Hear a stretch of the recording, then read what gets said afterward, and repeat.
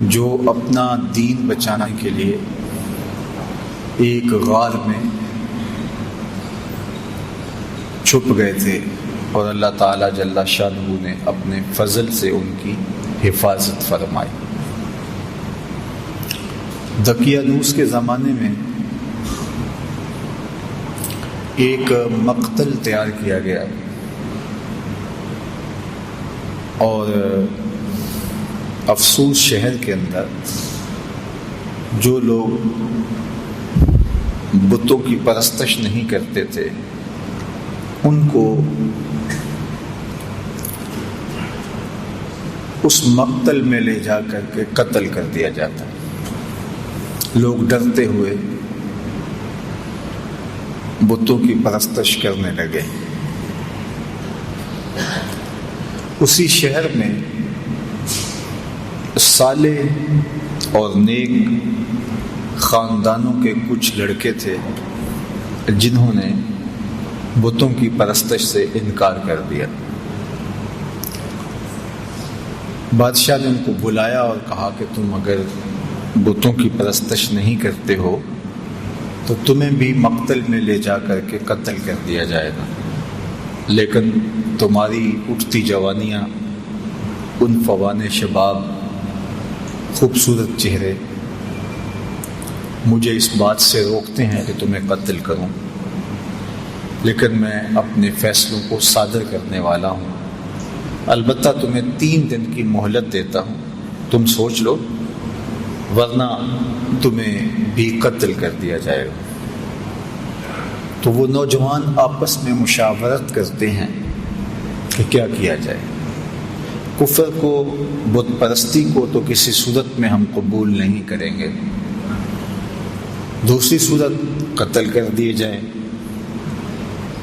راستہ یہ نکالا کہ شہر چھوڑ دیں اور کسی غار میں جا کے پناہ لے لیں۔ تو ان سب لڑکوں نے گھروں سے کچھ ضروری سامان لیا اور جا کے ایک غار میں پناہ لی۔ راستے میں ایک چرواہا ملا، اس نے کہا کہ تم کدھر جا رہے ہو؟ تو انہوں نے غرض بیان کی، تو اس نے کہا کہ یہ آفت تو میرے اوپر بھی آئے گی جب ہر شخص کو بت پرستی پہ مجبور کیا جا رہا ہے، تو چلو میں بھی تمہارے ساتھ چلتا ہوں۔ چرواہے کے پیچھے اس کا کتا بھی ان کے ساتھ ہو لیا، تو انہوں نے اس کتے کو ہٹانا چاہا۔ ظاہر ہے کتا ہے تو جب وہ اپنے ہم جنس کو دیکھتا ہے تو شور و غل کرتا ہے، تو یہ پکڑے جائیں گے۔ لیکن کتے نے بارگاہ عزتی میں عرض کی اور زبان حال سے کہا کہ میں کوئی ایسی حرکت نہیں کروں گا، آپ کی سنگت مجھے محبوب اور مرغوب ہے۔ تو ان کا کتا بھی ساتھ ہو لیا۔ تو اللہ تعالیٰ جل شانہ نے سورہ کہف کا نام اس غار سے رکھا۔ کہف عربی میں غار کو ہی کہتے ہیں، اور یہ غار کہاں ہے؟ رقیم وادی میں ہے۔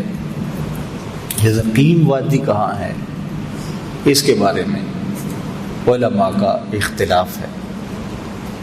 امام قرطبی نے لکھا ہے کہ یہ اندلس کے قریب جگہ ہے جہاں رقیم وادی ہے اور اصحاب کہف کا غار ہے۔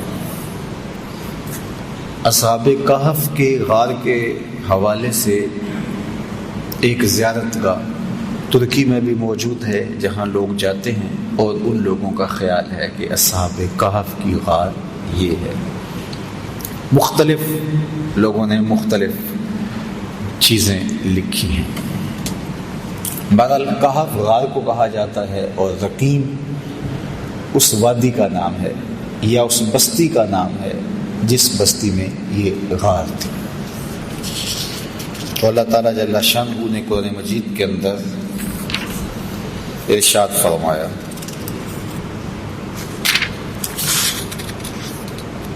ام حسبت ان اصحاب الکہف والرقیم کانوا من آیاتنا عجبا۔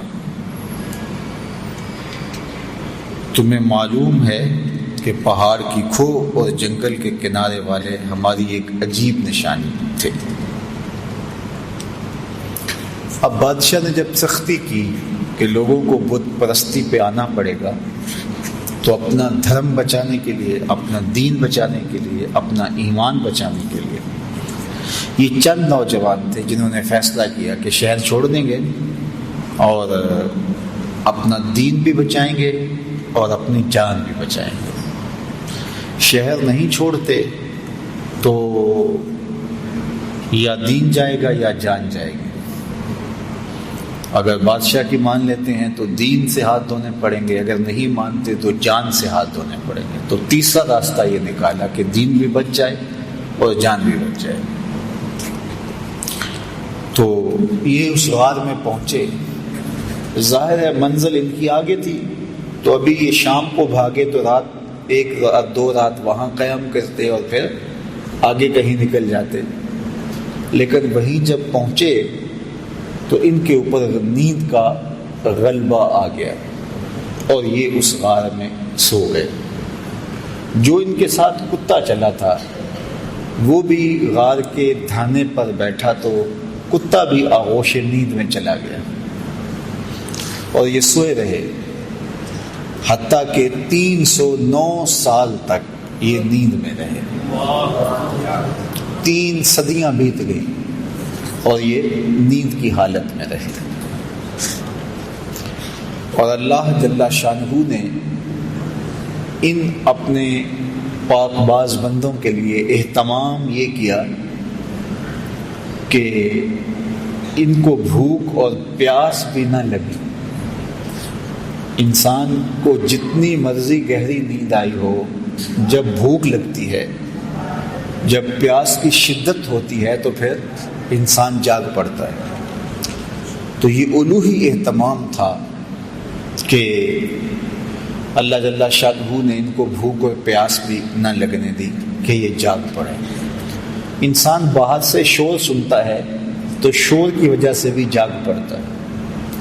تو اللہ تعالیٰ جل شانہ ارشاد فرماتا ہے فَضَرَبْنَا عَلَىٰ آذَانِهِمْ فِي الْكَهْفِ سِنِينَ عَدَدًا، اور ہم نے اس غار میں ان کے کانوں پر گنتی کے کئی برس تھپکا دیے، کانوں پر تھپکا لگا دیا کہ کوئی نامناسب آواز جو ان کو بیدار کر دے وہ بھی ان کے کانوں تک نہ جائے۔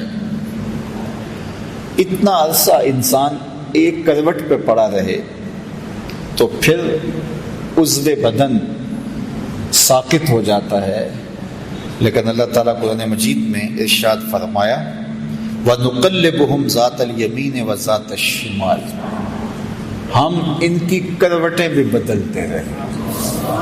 یہ سوئے رہے اور ہم اپنے فضل سے، اپنے کرم سے ان کی کروٹیں بھی تبدیل ہوتی رہیں۔ اللہ اکبر۔ اب ظاہر ہے کوئی وہاں سے گزرا ہو اور وہاں ان کو دیکھا ہو تو ارشاد فرمایا وَتَحْسَبُهُمْ أَيْقَاظًا وَهُمْ رُقُودٌ، اور اگر کوئی ان کو دیکھے تو یہ لگے کہ یہ جاگ رہے ہیں حالانکہ یہ سوئے ہوئے تھے۔ اور پھر یہ بھی ارشاد فرمایا وَتَرَى الشَّمْسَ إِذَا طَلَعَتْ تَزَاوَرُ عَنْ كَهْفِهِمْ ذَاتَ الْيَمِينِ وَإِذَا غَرَبَتْ تَقْرِضُهُمْ ذَاتَ الشِّمَالِ وَهُمْ فِي فَجْوَةٍ مِّنْهُ۔ یہ جس غار میں سوئے پڑے تھے تو جب سورج وہاں سے گزرتا تو ہم سورج کو تھوڑا سا دائیں بائیں کر کے گزار دیتے تاکہ ان کے غار میں دھوپ کی وجہ سے بیداری نہ ہو۔ کیسا نیند کا اہتمام کیا گیا، کہا کانوں پہ تھپکے لگا دیے اور تاکہ شور ان کو نہ اٹھائے، اعضاء کہیں جامد نہ ہو جائیں، ہم کروٹیں بدلتے رہے، دھوپ کی شدت کی وجہ سے گرمی سے کہیں بیدار نہ ہو جائے، ہم نے نظام قدرت کو بدل دیا، نظام فطرت تبدیل ہو گیا۔ یہ کوئی حدیث ہوتی تو شاید کوئی اس کو ضعیف کہہ کے انکار کر دیتا کہ تم اللہ کے ولیوں کے بارے میں اتنی بڑی بات کر رہے ہو، نظام ہستی تبدیل ہو گیا۔ لیکن یہ قرآن ہے، کوئی انکار بھی نہیں کر سکتا۔ اللہ اکبر۔ وَتَرَى الشَّمْسَ إِذَا طَلَعَتْ تَزَاوَرُ عَنْ كَهْفِهِمْ ذَاتَ الْيَمِينِ وَإِذَا غَرَبَتْ تَقْرِضُهُمْ ذَاتَ الشِّمَالِ۔ کہا ہم نے سورج کے رخ کو بدل دیا، وہ آتا سیدھا، لیکن جب غار کی جگہ آتی، ان کا پہاڑ آتا، تو یہ سورج تھوڑا سا خم کھا کے گزر جاتا۔ اللہ اکبر۔ اور پھر ارشاد فرمایا وَكَلْبُهُمْ بَاسِطٌ ذِرَاعَيْهِ بِالْوَسِيدِ، اور ان کا کتا جو ساتھ چلا تھا وہ کلائیوں کو پھیلا کر کے غار کی چوکھٹ پہ بیٹھا ہوا ہے۔ یہ بھی ایک اہتمام ہے، کوئی چرواہا گزرتا ہوا آئے تو وہ کتے کو دیکھ کر کے جو ہے وہ سائڈ پہ ہو جائے، اور کوئی جانور آئے، کوئی موذی جانور بھی تو 309 سال کا عرصہ بیت گیا، کئی موذی جانور آئے ہوں گے، گزرے ہوں گے، کتے کو دیکھ کے وہ بھی رخ بدل لیں، پہرے دار بھی بٹھا دیا۔ اللہ اکبر۔ یہ عرصہ بھی 309 سال کا۔ اور ارشاد فرمایا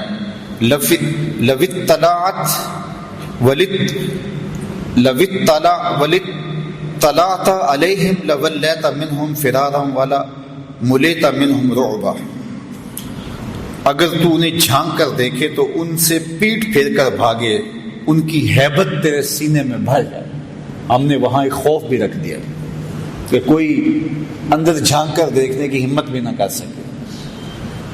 اللہ کے ولی سو رہے ہیں، قدرت نے الوہی اہتمام کر رکھے، سورج بھی رخ بدل کے گزر جاتا ہے، کتا غار کے دھانے پہ بیٹھا ہے، کوئی اندر آنے کی ہمت نہیں کر پاتا، ان کے کانوں پر ہم نے جو ہے وہ تھپکے لگا دیے، کوئی آواز بھی ان تک نہیں پہنچتی، دھوپ غار کے اندر جاتی نہیں ہے کہ وہ بیدار ہو جائے، بھوک اور پیاس کی شدت انہیں تنگ کرے اور وہ بیدار ہو جائیں، ایسا بھی نہیں ہے۔ اور وہاں ایک رعب رکھ دیا، ایک خوفناک منظر تھا وہاں کہ کوئی وہاں جاتا تو خوف سے آگے نہ جاتا، ایک رعب دل میں پیدا ہوتا تو وہ بھاگ جاتا۔ اور وہ کتنا عرصہ سوئے رہے وہاں؟ 309 سال تک۔ اللہ اکبر، 309 سال بیت گئے۔ اچھا، یہ ابھی آ کے سوئے ہی تھے، کچھ عرصہ کے بعد افسوس کا بادشاہ دقیانوس مر گیا، اور اس کی جگہ اس کا نیا جانشین آیا، وہ مرا، پھر دوسرا جانشین آیا، اس کا انتقال ہوا، پھر تیسرا، چوتھا، پانچواں، حتیٰ کہ وہ سارا نظام بدل گیا اور بیدروس کا زمانہ آ گیا، اور یہ نیک اور صالح حکمران تھا، اور یہ اس بات کا خیال رکھتا تھا کہ لوگوں کو عدل و انصاف فراہم کیا جائے اور لوگوں کے عقائد درست ہوں، اللہ پر، آخرت پر لوگوں کا ایمان ہو۔ لیکن ایک فتنہ اس کے دور میں بپا ہوا۔ کچھ لوگوں نے کہا کہ حشر اجساد نہیں ہوگا، یعنی قیامت کے دن روحیں ہوں گی جو اللہ کے حضور پیش ہوں گی اور ان کا معاملہ ہوگا، جسم نہیں اٹھائے جائیں گے، حشر ارواح ہوگا، حشر اجساد نہیں ہوگا۔ یہ مٹی کے اندر بدن مل جائے گا، گل سڑ جائے گا، تو کیسے دوبارہ مٹی سے بدن کو اٹھایا جائے گا اور پھر حشر اجساد ہوگا؟ یہ بات سمجھ میں نہیں آتی۔ مشرکین مکہ کی سمجھ میں بھی یہ بات نہیں آئی، انہوں نے بھی یہی کہا تھا، وَضَرَبَ لَنَا مَثَلًا وَنَسِيَ خَلْقَهُ قَالَ مَن يُحْيِي الْعِظَامَ وَهِيَ رَمِيمٌ۔ سورہ یاسین کا آخری رکوع اٹھائیے۔ انہوں نے بھی کہا کہ جب ہم گل سڑ جائیں گے، ہڈیاں مٹی میں مل جائیں گے، تو کس طرح دوبارہ ہمیں اٹھایا جائے گا؟ وہ کہتے تھے یہ بات سمجھ میں نہیں آتی کہ ہم دوبارہ زندہ کیے جائیں، دوبارہ ان اجسام کو اٹھایا جائے۔ اور نضر بن حارث کہیں سے پرانی قبر سے کوئی بوسیدہ سی ہڈی اٹھا لایا، اور ہڈی اٹھا کر کے حضور کے سامنے آ کھڑا ہوا، اور ہڈی کو، بربری سی ہڈی کو یوں حضور کے سامنے توڑتا ہے، اور اس کے ریزے زمین پہ گرتے ہیں، اور ساتھ حضور علیہ السلام سے مخاطبت کرتے ہوئے کہتا ہے ان ہڈیوں کو کون زندہ کرے گا جو میرے ہاتھوں کے معمولی لمس کو بھی برداشت نہیں کر پا رہے، ان کے ریزے ریزے ہو رہے ہیں۔ آپ جو دین لے کر آئے ہیں اس دین میں یہ ہے کہ ان ہڈیوں کو بھی زندہ کیا جائے گا، تو مجھے بتائیے ان ہڈیوں کو کون زندہ کرے گا؟ قل یحییھا الذی انشأھا اول مرہ وہو بکل خلق علیم۔ فرمایا محبوب فرما دیجئے یہ تو ہڈیاں ہیں، جب ہڈیاں بھی نہیں تھی جس نے انسان بنا لیا وہ ہڈیوں کو بھی زندہ کر لے گا۔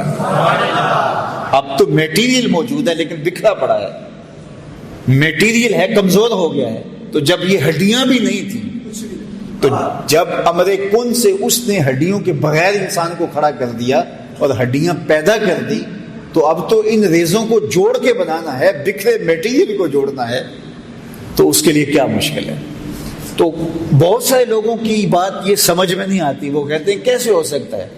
اللہ اکبر۔ تو اس زمانے میں بیدروس کے زمانے کے اندر یہ 300 سال کا عرصہ ہے دقیانوس سے بیدروس کے زمانے کا، مورخین نے لکھا ہے۔ تو اس زمانے میں حشر اجساد پہ بات ہو رہی تھی اور لوگوں کے دو گروہ بن گئے تھے۔ ایک طبقہ کہتا تھا کہ جسم بھی اٹھائے جائیں گے اور روحوں کو تو موت نہیں ہے، اور دوسرا طبقہ کہتا ہے کہ نہیں، جو گل سڑ گئے مٹی میں وہ کیسے اٹھائے جا سکیں گے؟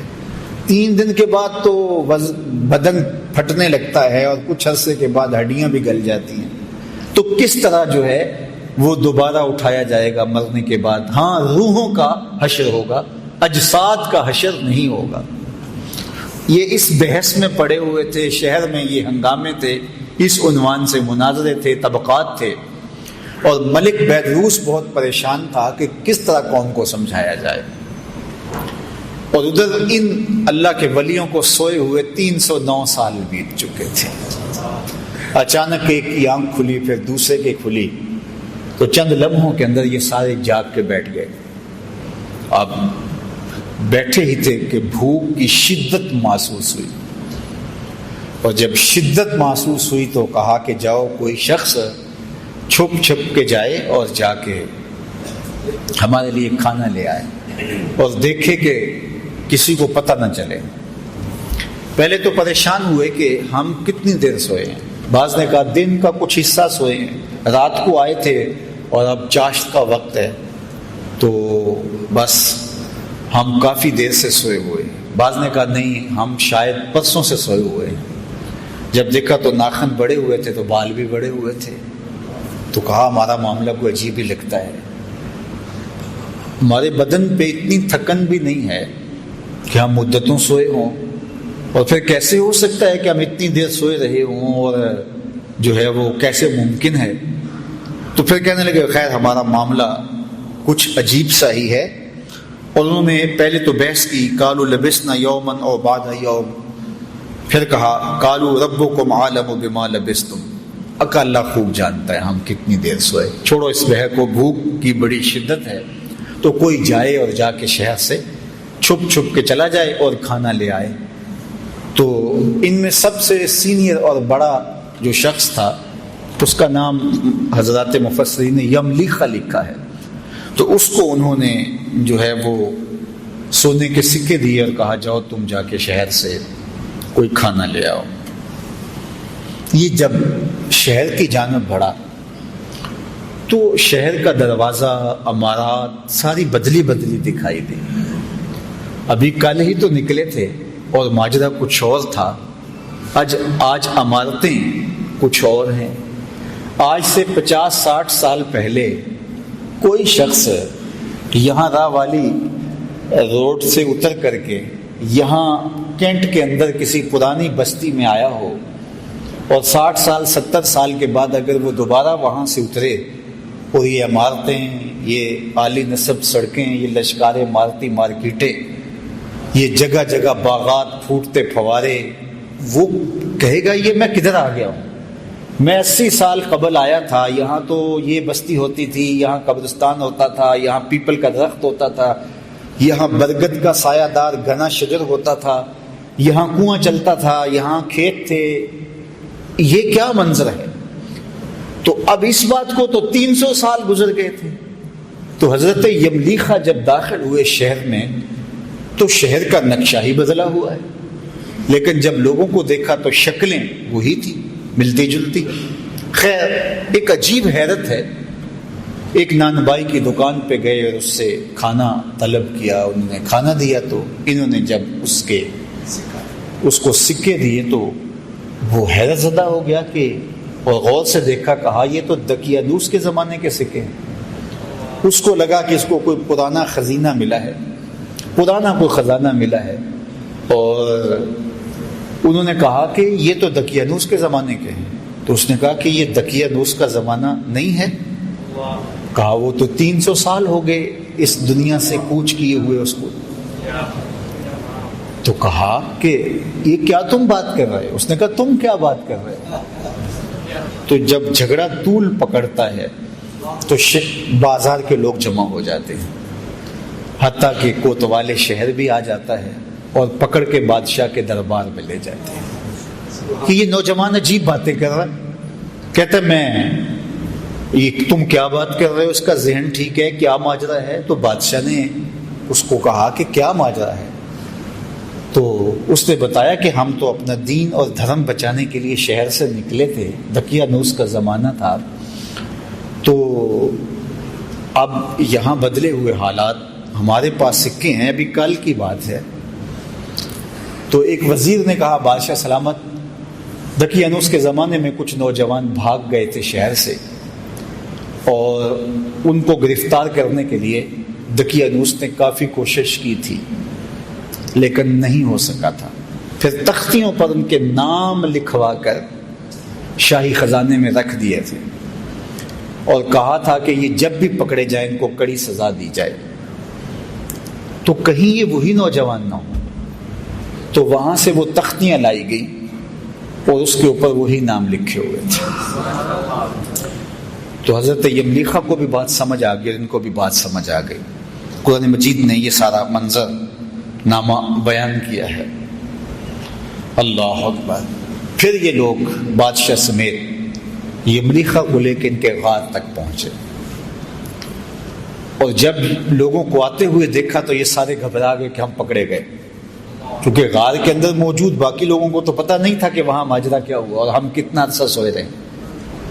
تو جب یہ بہت مضطرب ہوئے تو حضرت یملیخا بھاگ کر آگے چلے گئے اور جا کے ان کو ساری کہانی سنائی کہ اللہ نے ہمیں عرصہ تک سلائے رکھا۔ اور پھر یہ بادشاہ کی قیادت میں آیان سلطنت کے لوگ جا کے اصحاب کہف سے ملے، ان سے ملاقات کی اور یہ ان سے ملے، اور پھر وہ جو مسئلہ تھا حشر اجساد نہیں ہو سکتا، حشر ارواح ہوگا، تو یہ مسئلہ بھی حل ہو گیا کہ جو رب بغیر کھانے اور کھلانے اور پلانے کے 309 سال تک ان بندوں کو زندہ رکھ سکتا ہے، وہ قبروں میں سے بھی اٹھا لے گا اور جسموں کے ساتھ اٹھا لے گا۔ تو یہ ان سے ملے، اس کے بعد ان کو دوبارہ طبی موت واقع ہو گئی اور وہیں ان کو اس غار کے اندر ہی دفن کر دیا گیا اور آگے دیوار چن دی گئی۔ وہاں اللہ نے قرآن مجید میں ارشاد فرمایا کہ یہ سب وَكَذَلِكَ أَعْثَرْنَا عَلَيْهِمْ، یہ کیوں سب کچھ ہوا؟ لِيَعْلَمُوا أَنَّ وَعْدَ اللَّهِ حَقٌّ، تاکہ لوگوں کو پتہ چل جائے کہ اللہ کے وعدے سچے ہیں۔ وَأَنَّ السَّاعَةَ لَا رَيْبَ فِيهَا، اور قیامت کے قائم ہونے میں کوئی شک نہیں ہے، اجساد کا ارواح ہوگا۔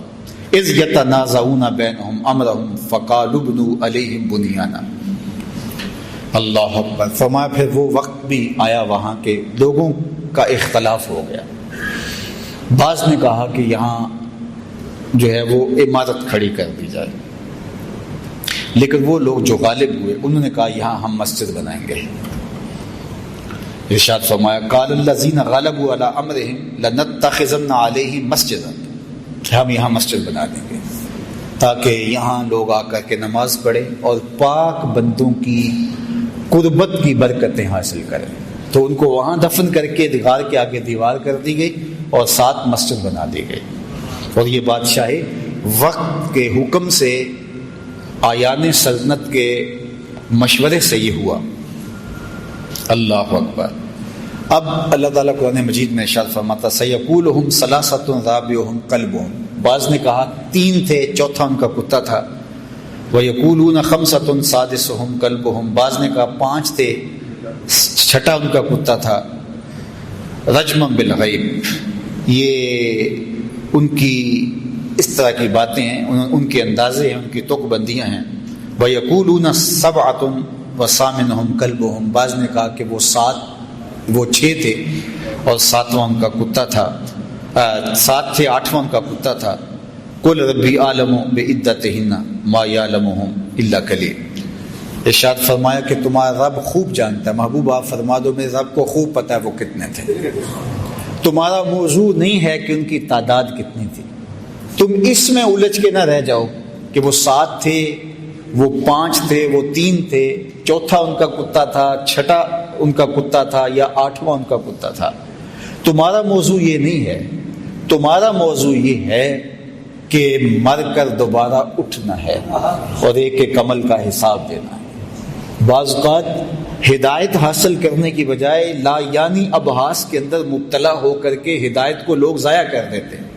تو کہا کہ تمہارا یہ رب خوب جانتا ہے، وہ 3 تھے یا 5 تھے یا اس سے زیادہ تھے، تمہاری کیا غرض، جتنے بھی تھے تمہاری نظر اس مقصد پہ ہونی چاہیے تھی کہ انہوں نے کفر کو قبول نہ کیا اور شہر چھوڑ دیا، اور تمہاری نظر اس پہ ہونی چاہیے کہ 309 سال تک بغیر کچھ کھائے پیے وہ زندہ رہے اور اللہ نے ان کو اٹھا لیا تو تمہیں بھی حشر کے دن اٹھا لے گا۔ اس کے لیے جو ہے وہ کوئی مسئلہ نہیں ہے۔ تو اللہ جل شانہ نے اس واقعہ کو بیان کیا۔